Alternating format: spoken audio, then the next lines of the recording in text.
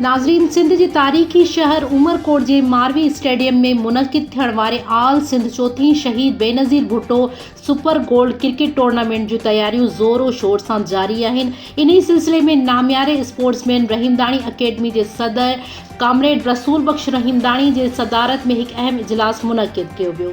Report Asad Ali Bhurgri मुताबिक़ इजलास में रहीमदाणी क्रिकेट अकेडमी जे उहिदेदारनि शिरकत कई। अकेडमी में नाले वारे रांदीगरनि ऐं क्रिकेटरनि समेत रहीमदाणी क्रिकेट अकेडमी जे सदर रसूल बख्श रहीमदाणी चयो त चौथी आल सिंध शहीद बेनज़ीर भुट्टो क्रिकेट टूर्नामेंट मार्च 2022 में कराइण जो ऐलान कयो वियो आहे।